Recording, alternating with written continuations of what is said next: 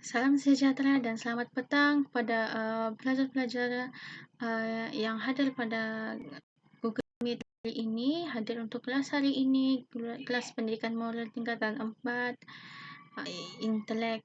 Jadi, untuk pembelajaran hari ini, sebelum itu suka untuk cikgu ingatkan kepada murid-murid sekalian agar sentiasa mematuhi SOP dan jauh daripada tempat-tempat yang sesak, sempit dan sebagainya untuk menjaga dan menjamin kesihatan serta kesejahteraan hidup kita. Jadi, untuk pembelajaran hari ini, kita akan masuk kepada unit 10. Kalau dalam buku teks Pendidikan Moral Tingkatan 4, ada pada muka surat 136, iaitu pengurusan perbelanjaan secara beretika.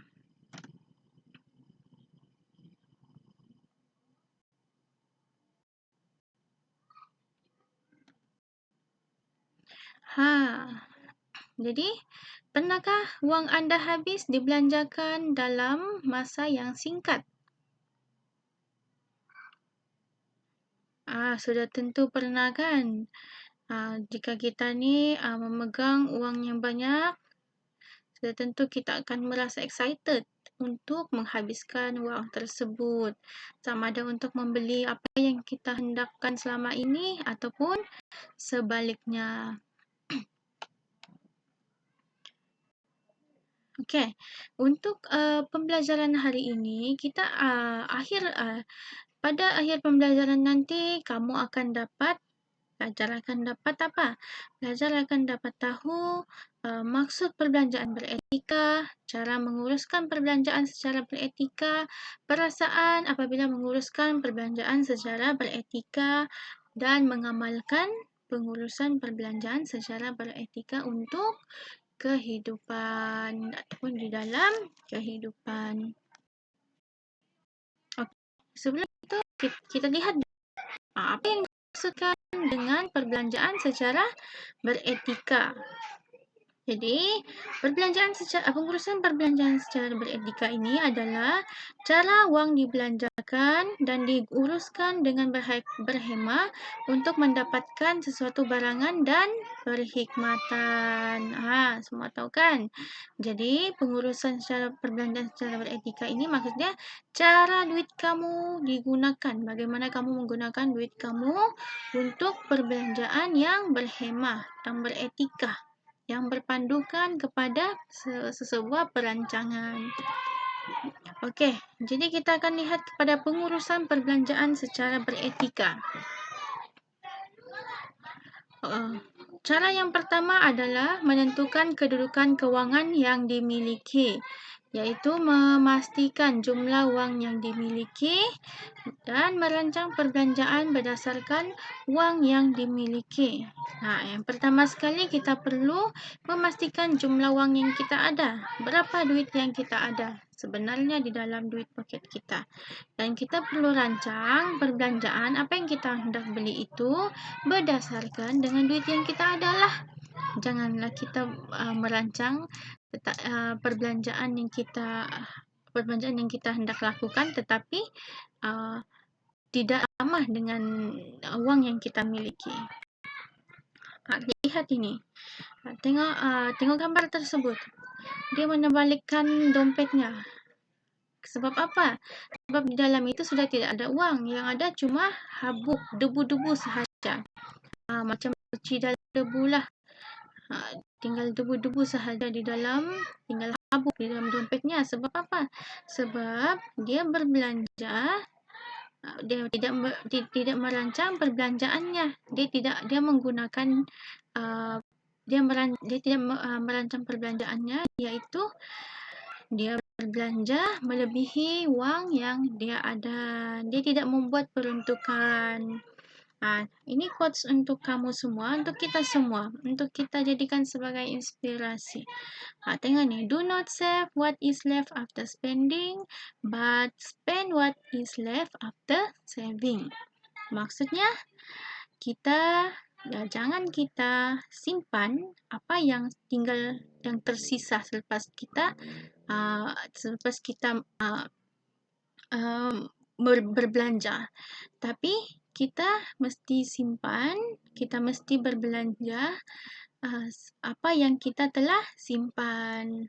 Lain kan maksud tu. Sangat-sangat berbeza. Okey, seterusnya okey. Untuk cara yang kedua adalah mengenal pasti dan membuat anggaran perbelanjaan, iaitu membuat catatan dan mengkategorikan setiap item sebagai kehendak dan membuat peruntukan bagi perbelanjaan. Di ini kita mengkategorikan setiap item yang sebagai kehendak. Mana-mana item yang tidak diperlukan itu kita jadikan dia sebagai kehendak dan kita hanya perlu menyelesaikan item yang kita yang perlu dijadikan sebagai keperluan kamu sahaja. Dan setiap item itu perlulah diperuntukkan harganya supaya kita boleh merancang perbelanjaan tersebut. Seterusnya adalah membeli barangan secara tunai, kad debit dan kad kredit. Yang pertama adalah membeli barangan dengan membuat bayaran secara tunai dan ataupun menggunakan kad kredit. Seterusnya mengelakkan daripada berhutang dan memastikan pembayaran dalam tempoh waktu bebas faedah jika terpaksa menggunakan kad kredit.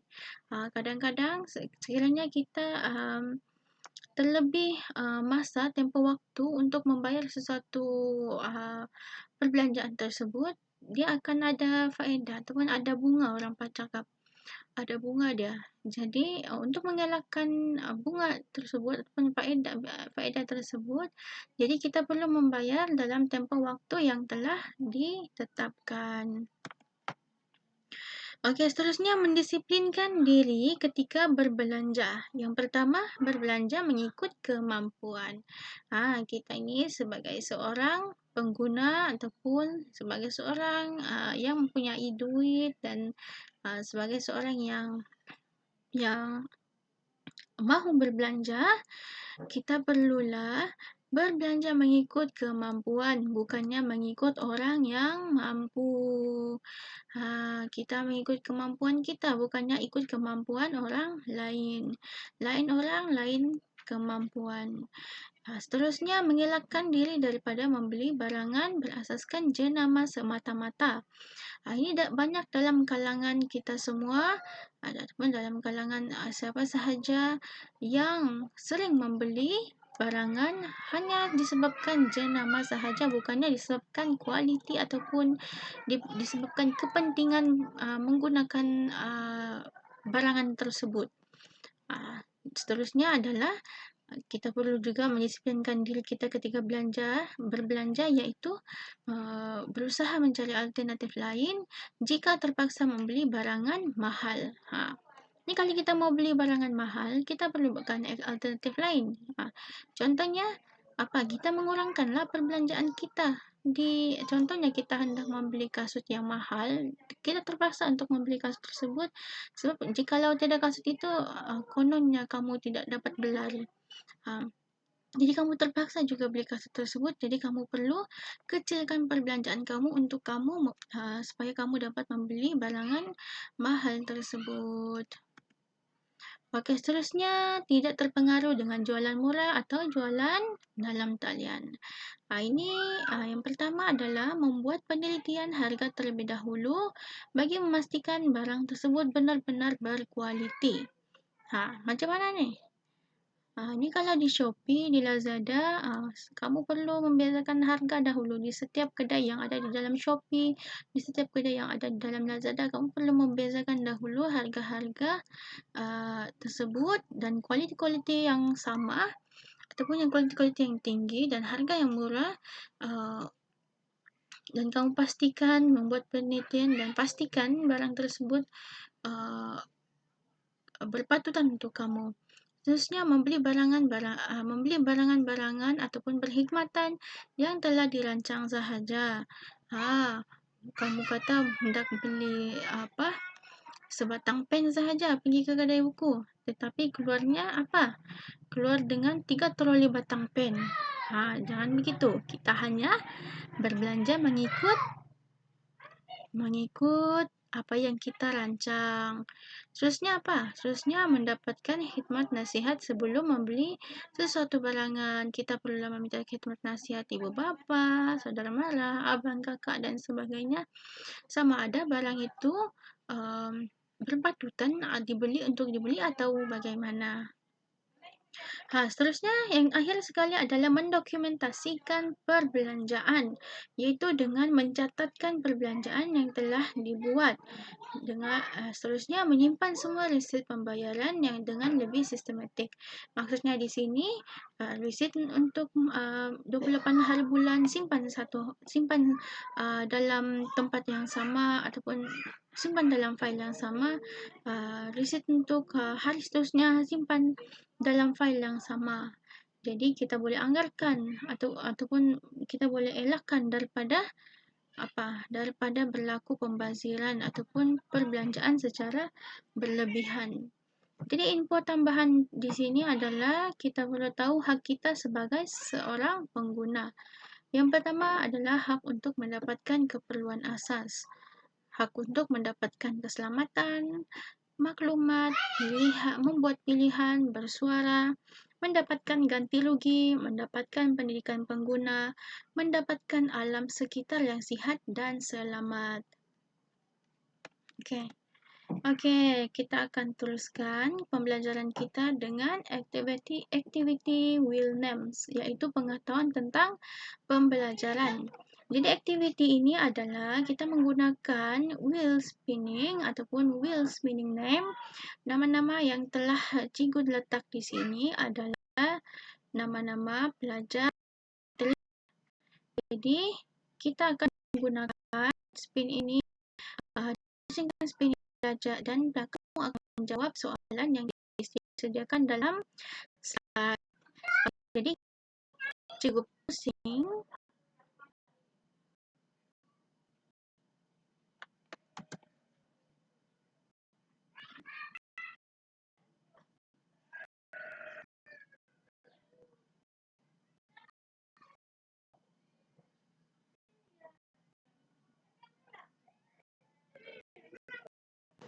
Okey, siapa yang dapat ni?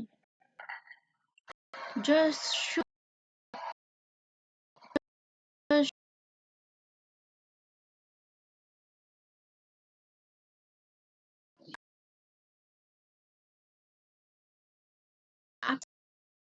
Sekitar tahun untuk menguruskan perbelanjaan dalam bertika. Mari kita sama-sama. Sudah tentulah saat gembiraan. Kamu gembira, murah, bertanggung jawab, lebih sebab apa?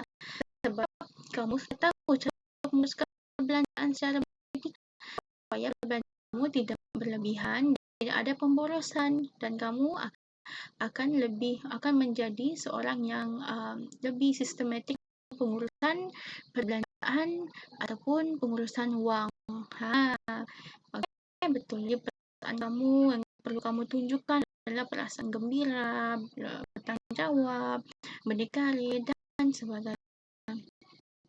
Okey, seterusnya kita lihat lagi apa ada.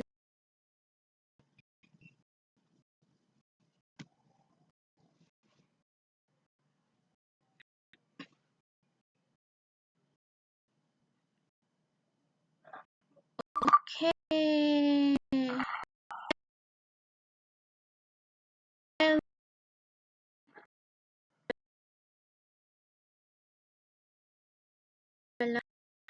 Adakah ada kami anda untuk beli dengan dana jenta? Jawabnya sama.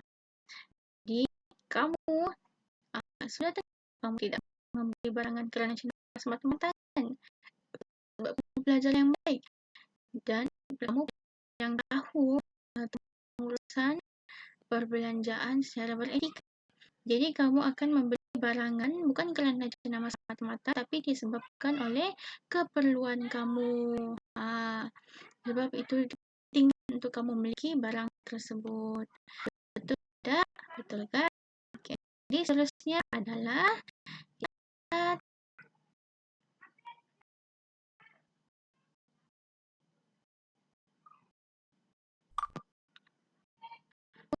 Google Form.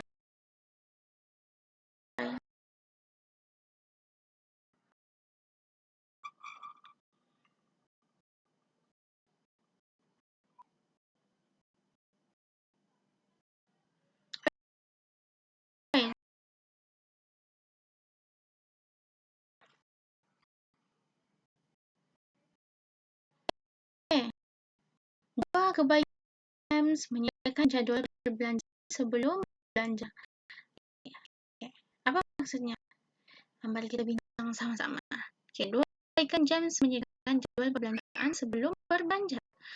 Maksudnya di sini adalah sebelum berbelanja dia menyediakan dahulu jadual untuk ataupun jadual untuk dia peruntukan untuk berbelanja. Jadi kebaikannya adalah dia akan membeli barangan yang dirancang saja. Jadi yang kedua adalah tidak akan berlaku perbelanjaan yang berlebihan. Ini adalah dua kebaikan sekiranya kita menyediakan jadual perbelanjaan sebelum kita berbelanja. Setiap orang kena buat perkara ini untuk mengelak daripada pembatilan berlaku ataupun perbelanjaan yang berlebihan berlaku. Dan ini menyebabkan pengurusan perbelanjaan kita ini menjadi tidak beretika lah. Okay? Jadi